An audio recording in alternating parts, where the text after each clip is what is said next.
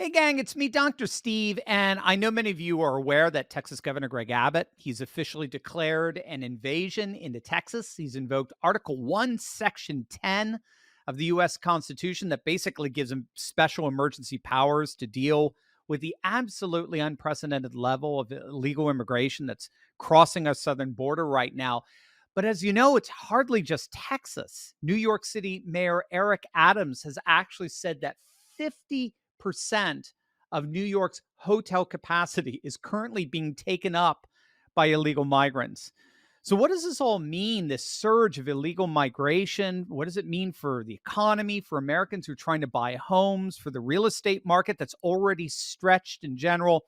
I'm joined today by a good friend of this channel, economics and real estate expert Scott Scheel, who's been looking into this crisis and the impact that it could have on our economy and our investments. So, Scott, welcome back. Great to see you again. We were just chatting. You're back from a lovely time across the pond, and it's good to see you're safe and the like. Well, thanks so much for having me, Dr. Steve. It's always wonderful to be here with you and your, uh, I would say, fundamentally bedrock audience, the foundation of America. Truly, these are the folks that we need to encourage and inspire because at the end of the day, we've got to toe the line on keeping stability. There's certainly an understanding that we can never live within the status quo. Right? Things are always evolving and they're always changing. But I think measured growth and measured change is what everybody recognizes prudent and responsible. And immigration in and of itself is, it's been one of the hallmarks of what's made America a great melting pot. So for anybody to sit back and say that, look, we're not pro-immigration would be, I think, laughable, right? It's preposterous to say that. But what's happening today truly is an invasion. And folks are being threatened on so many fronts. And it's really wonderful because you're the first person that I've had posed the question to me over how this is truly impacting the real estate market, specifically housing, but also multifamily. And then as you talk, hospitality. Right. So I have friends who own many units of hospitality hotels in New York City. And to be honest with you, they kind of like it because they're getting 100% occupancy at above market rates. Wow. For housing illegals because there is no temporary housing. And we're starting to get into inclement weather. And so what that does then is that not only drives up the cost of hospitality for folks who probably otherwise would be getting some outlandish bargains in visiting, the great city of New York. Right. But it's more than that. What it's really ultimately doing is it's taking those dollars from law-abiding taxpayers. Yeah. And it's pouring it right into the coffers of folks who, candidly are doing a little bit of gouging to make that happen. Because it's like, look, we know that we're going to be dealing with people who may or may not be maintaining the assets. We're dealing with folks who may be disruptive. We have heightened levels of securities to provide this housing. And again, these are contracts to, from the government to take that from them. And so it's not available in the inventory for the standard markets. Now, in housing in general, what we're seeing is just really an unbelievable demand for what really is a constrained product. Excuse me. So that with all of the changes in debt and financing is putting people at a major disadvantage.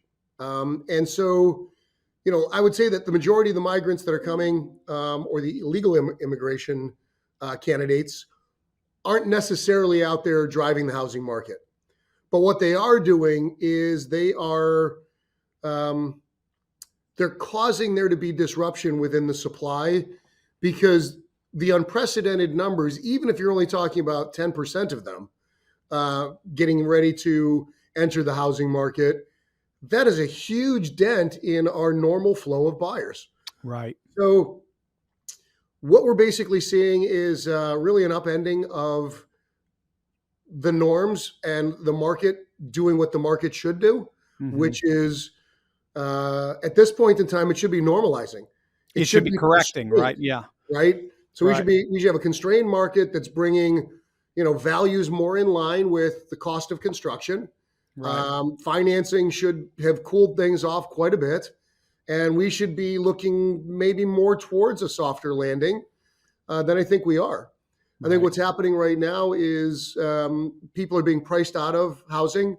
I think it's putting a lot of pressure on banks and institutions because it's hard to justify long term the prices that are being asked in the face of what is probably a pretty big wave of default that's about to come around the corner in the Mhm. housing market next year. So, banks are supposed to be lending, even though they're getting, let's say, even 400 basis points more or 4% more in interest rates. Mhm. That's not enough to make up for the defaults that are coming. Mm. And so now they're putting out more money on individual houses than the houses are likely going to be worth 18 months from now. And that's predictive, of course. There's no guarantee that those values will retrace. But when the market starts to get wobbly and defaults happen, then the comparables, the houses that are like it, near it, when they sell at one of those distressed asset prices, that brings all the values down a little bit. And you get too many of Yeah. those, and it really starts to dent people's home equity. So people are Yeah. being hurt not only from the pricing side and the financing side and then the demand and the supply side, but they're also being hurt in as much as most people would say that their largest savings is in Yeah. the equity within their primary residence. Yeah. And that's about to be under major assault when those values start to come back down, and they're almost certain to. I I'm surprised they haven't as of yet, especially with the high interest rates, loans, and the like. Is it because just you're dealing with just a big demand but limited supply Right. And that's situation? 100% it. It's, look, I talk about macroeconomics, microeconomics, international finance, and all these crazy things. And we talk about, 100-year cycles and crazy stuff, right? But at the end of the day, what I always tell people, look, you really want to understand economics, supply and demand. If there's a Yeah, lot of something yeah, and a lot of people, yeah, and nobody wants it, prices come down. If there's not much of something and everybody wants it, then the prices are going to go up. And unfortunately, right now, we have enough folks who are still able to pay those elevated prices. And because most folks who have a home, who might even be willing or desirous to trade up, are in a situation where they've got longer term, low rate fixed financing, it mm, puts them in a position where ultimately they're kind of stuck where they are because to make a lateral move will likely cost them 40 to 70% more just more because of the cost of capital. right, And so right. it's like, look, yeah, I'd love to move. I mean, hey, I got a job offer in Poughkeepsie, honey. Okay, Yeah, well, I guess we're going to. Oh my goodness, I thought our dollar would stretch further yeah, there, but right, we might as right, well stay here in Long Island. right, right. Yeah, it's sad in a sense, just with the last thing that we need in this market that we're in, where the demand is bigger than the supplies, this unprecedented level of migration to even to push further on that demand. It doesn't seem very fair to Well, Americans who are trying to both sell homes, buy homes, and the like. I wish that our representatives were truly representatives. Yeah, yeah, that's a good way of What I putting it. see is even those who are most altruistic, when they get there, they don't vote their constituency. And Yeah, if they voted their constituency, I think we would really be somewhere. I think you and I have talked a little bit offline and maybe in an earlier session that my belief is that you really have to live 50% of the time that you're representing your community in your community. yeah, there you So go. that folks Yeah, have the opportunity to see you in the restaurant and to walk by you on the street or to maybe address you even at church, if you will, to say, look, what are you doing? This is not why we put you in there. The consensus in this community, which you represent, is not to go ahead and vote your conscience. You're here to vote what we tell you to vote. right. And that's really not happening. And so I don't think most of what's going on in our government, and I heard a great quote this morning from Josh Hawley about the Mhm. next $23 billion going to Ukraine, and Yeah, it's crazy. how there's no end in sight, and we don't have It's anything no to save to necessarily to have gained from what's going on thus far. right. And they thanked all of the members in the committee for their generosity, but they're spending our money. That's right. It's insane. It So, is. It is insane. so I'm just when it comes to Governor Abbott, and I don't mean to you know take it into that direction. Why now? Why wait this long to stand up? I mean, did you count the last one under the rope? I mean, before you finally said, all right, we got enough to turn Texas purple or blue. Yeah. I just, we've all known this was going on for more than, 18 months. Yeah, yeah. Tucker called him out. Tucker called him a fraud Okay. a couple of weeks ago, and so we're Really? wondering, is that why? Because Tucker's been telling him he needed to mobilize the Well, I National couldn't agree Guard. more. Yeah, And, yeah. and so, economically, the thing that I'll say, and, I want to lead with this if we can get it out there early, is that, again, we take a look at what's going on globally, and we take a look at what's going on in macroeconomics. And I never want to be that guy who says he's got the perfect crystal ball, although it's been pretty doggone good over the last 30 years. Bet on the U.S., bet on America, bet on the U.S. citizens and consumers. Yeah. I would say that the U.S. dollar is still going to be your best bet if you have the ability to get into some fixed assets, which again are a big hedge against inflation. And it's one of the things that we talk about. Fixed assets could be your home. It could be a small, commercial asset, something along those lines where, again, it doesn't matter what's going on with the currency. The value of the replacement cost is worth it. And I always tell people, look, the only way our government's going to get out of $33 trillion in debt is to inflate their way out of it. $2 trillion back during the Reagan administration seemed like a lot. Today, we'd probably, we'd trade our eye teeth for that level of debt. But what could you buy for that back then was pretty spectacular compared to maybe where we are today. And it's like, well, 33 trillion seems like it's an insurmountable amount, but with the cost of inflation 35 years from now, I don't think it's going to seem like much. Right. Right. This is one of the reasons why I love chatting with you, and you, President Trump. You're rooted in reality. You're rooted in real estate. You're not. I mean, this isn't globalist pie in the sky kind of network cloud stuff. I mean, the brick, mortar, land, soil. How have you been able to use particularly commercial real estate, to the end of being able to overcome a lot of these challenges? Because, like you said, you've been doing this 30 years. You've seen everything. You've weathered every storm imaginable. You're very blessed that way. Yes. Yeah, yeah. And what kind of advice would you give? We have so many patriots out there who really want to build that parallel economy, and they want to do it rightly. They want to get involved in literal real estate, real money, real physical commodity and the like. What advice would you give for people? Well, what I would tell them is, the sooner you start, whenever that is, the better off you'll be. So some folks are in their 50s and 60s and they'll say, well, that ship may have passed us by, but that's not true. Other folks may be in their 20s and they say, oh, well, it's too early for me to start considering that. And that's also not true. Somewhere between, the cradle and the grave, just start sooner, because what that will do is it'll help you become a little more familiar. You'll start to build out your, let's say, resource network of individuals that can help you along the way. Now, obviously, we'll maybe talk at some point during this call about some of the fundamental education that we offer free of charge to the folks who are part of your network, whom we really want to encourage as those first responders to the economy. But ultimately, even if you're fractionalizing your investment in savings, not putting it in the hands of big corporations in the stock market, which I really am not a fan of, never have been.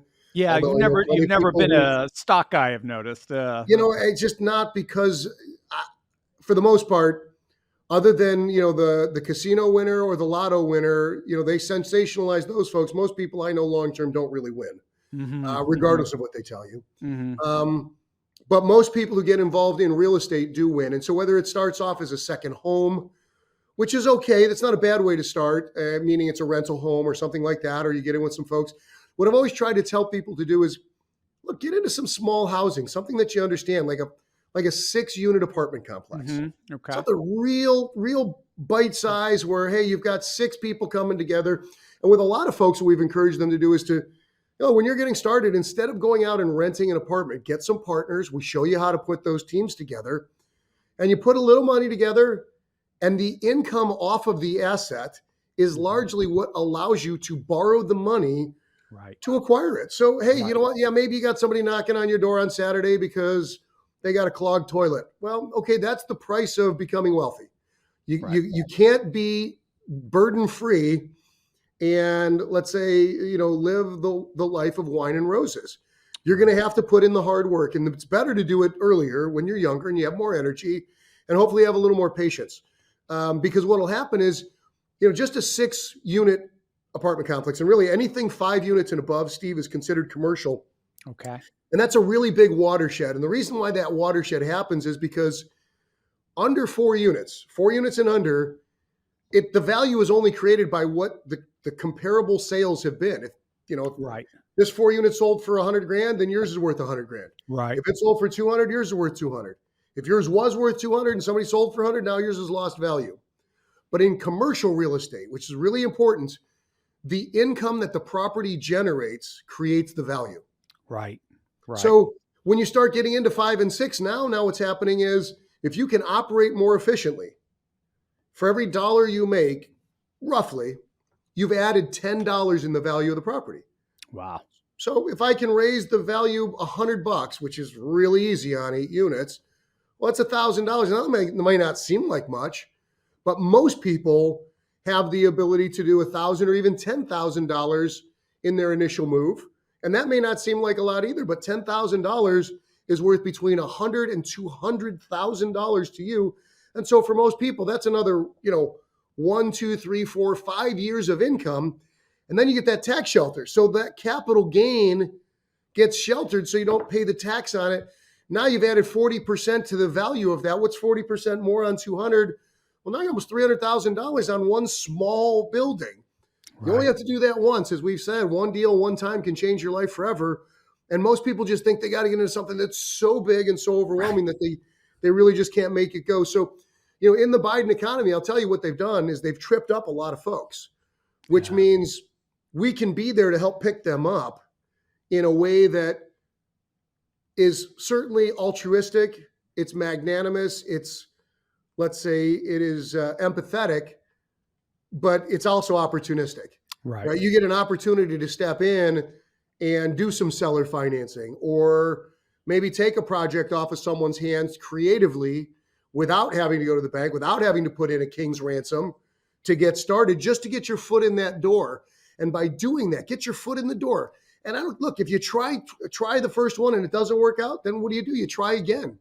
And if that doesn't work, well, you try again. If you tried 10 times over the next year, your odds of getting one are really high. But what we always say is that people who are, let's say, fearful or not necessarily confident, they'll try something, and if they don't look good doing it, or if it didn't work out, they'll tell themselves right away that it doesn't work. Yeah. Well, we know that the folks that are most successful are the ones that failed the most. So you tried, it didn't work out, but then you keep trying.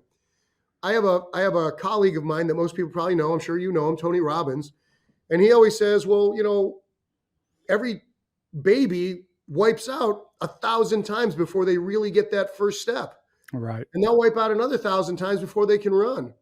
Yeah. But almost everybody who's a baby walks or runs because they're not going to quit.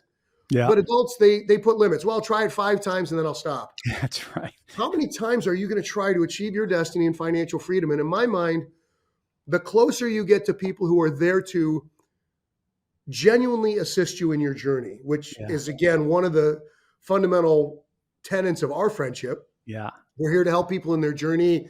And you've invited me on to try and encourage people to get started, is to just give them that first little baby step. Yeah. Download the free booklet. Yeah.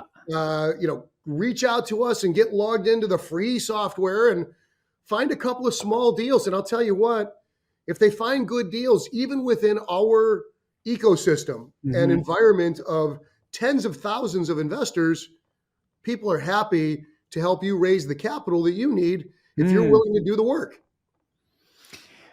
It's wonderful to just, over these last 30 years, you're harnessing that into a mentor-like relationship, the old classical apprentice True. That's just how people learn for ages upon ages, and it's just the tried and true method. I was a classical guitarist back Yeah. in the day, and Right. I knew where I wanted to go to school, to university, based on the teacher I wanted to study Oh, with. wow. That's It's smart. just yeah, it's just that classical kind of mentor apprentice relationship.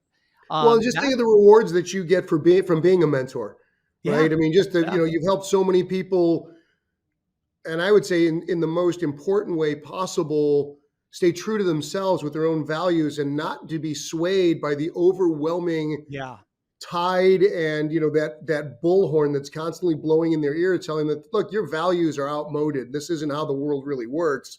And right. if there wasn't another voice in the wilderness crying out, letting them know, no, there really is, this is, you are being dragged off course only to your demise, rather than staying faithful and true to your ethics. Yeah. Boy, I'll tell you what, I mean, it's just the highest calling possible what you're It's doing. it's very pastoral. I mean, you're keeping them in the pasture, as it were. It's tell people what they can do, like right now, Yeah. to utilize some of the training resources that you have to offer for helping people begin anew and build wealth like you've done.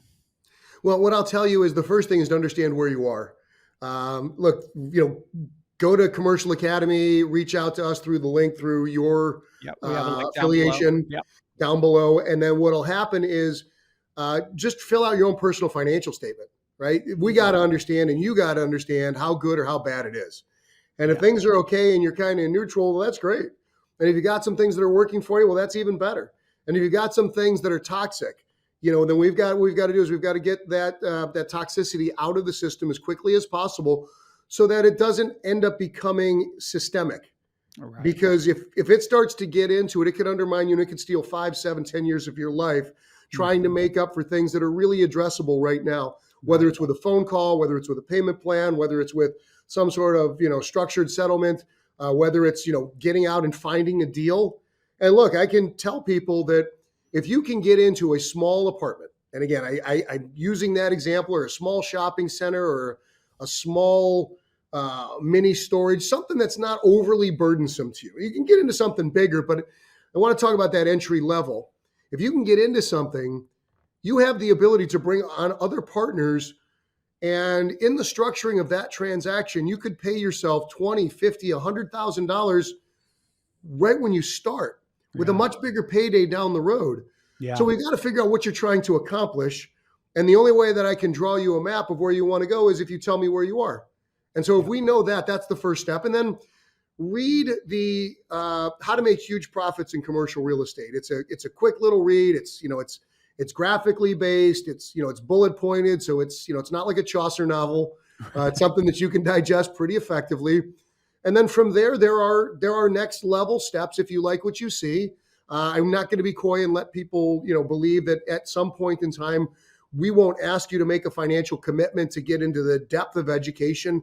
No different than going to school or college, but certainly much more cost effective. And at the end of the day, I think we promise and actually deliver better results. Yeah. So, but we want you to get a lot of understanding for nothing. And we do it because the more we can encourage people to be bold about their futures and to start to talk to people at the dinner table or at the coffee table, or, just, over the football game, and say, hey, I'm thinking about doing this. It's just another door that's going to open to their future that gives them optimism that, what, they're not stuck maybe in a job or a dead end job, or they only have one facet of their company. Now, let me say one last thing, if I could, and that allows them to move forward. But let me pause myself there if I can. I know a lot of your folks are entrepreneurial already, Mm-hmm. and if you already have a business, and you're not talking entry level, and your business uses some type of real estate, whether you're a plumber or a carpenter, or maybe you're an auto body mechanic, or you're out there and you're doing some sort of work that requires you to have a location. One of the very best strategies that we have for helping people really break into that newly minted millionaire category is by showing them how to become their own tenant, right? So they Mm-hmm. become the landlord and their own tenant at the same time.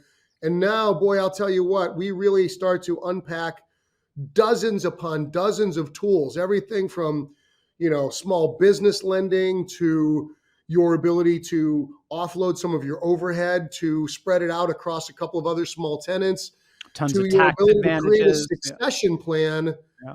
that may allow somebody to buy your business because there's a piece of fixed real estate with it, rather than just a book of business, right? Right. This Right. works everybody from, dentists and doctors all the way to, hair keepers and sandwich makers. And we don't differentiate, or, we're not respecters of persons. I mean, whatever you're doing, if you do it with integrity and passion, you can always capture your little corner of the world. Right. That's right. That's amazing, Scott. It's so inspiring too. I'm just listening to you, and it's like, forget just helping to build a parallel economy. It's time to own a portion of it. It's time to literally own a piece of it, a brick of it. And Scott's going to help you guys do that like no one else. He's amazing. Well, thank you. And I'll tell you what, I think a lot of people have been shamed into not wanting to aspire to do better economically. It's like, when I was a kid, we grew up pretty humble. And we used to call people Panushka. Oh, this isn't good enough for you, huh? You Panushka, okay, go over there, go move to that new neighborhood. But the idea was, we could desire a better life, and we could desire to reach out and do more and to experience things that, look, I mean, today, most people can travel the world pretty fluently and still even serve their careers. Yep. Where 20 years ago, you had to be in one place. And 100 years ago, most people lived and died within 3 miles of where they were born. That's right. It's true. Okay. So, you were like, as is commonly said, we were made for a time such as this. Yeah, that's right. That's exactly right. Absolutely. Couldn't have said it better myself. Gang, click on that link below and start building today in the world of commercial real estate with Scott. Again, there's no one quite like him. You've seen him as a regular on Fox Business. He's shared the stage with the best. I couldn't imagine a more inspiring and wonderful and engaging mentor than Scott. Thank you. And I hope we're not covering worn territory here, but what I find is that if you can continually go back to the basics, right? Don't do the fancy thing or the new thing, but go back to the basics. 4, 5, 6 transactions from now, this will just be part of their DNA, and there's not that much to it. And you can take that 6 unit and trade up to a 20 unit, or if you're bold enough, start at 20 units. Because when I got started, Steve, and some people hear my story, I started with a 24 unit apartment building because I didn't want to quit my job. And I was able to give one of those units away to a manager who could take care of the day to day. And then at the end of the day, I'd check in and I'd answer the questions he couldn't answer or didn't want to answer without my input. And, today we own millions upon millions of square feet of commercial real estate in many, many states. And we're so blessed. And, most of that has been because of our singular decision to share what we learned with people freely, not worrying about whether or not we were creating our own competition. And boy, I'll tell you what, that's been the best decision I ever made.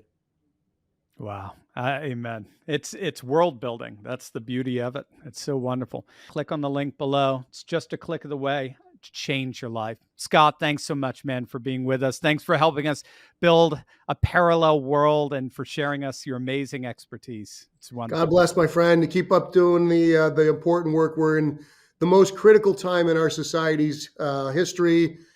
We get this one right. Boy, I'll tell you what, there's going to be a collective sigh of relief that might cause a hurricane. It certainly will. I'm with you. Yeah. Yeah. Onward. God bless. Peace, everyone. God bless, Scott. Thank you, man.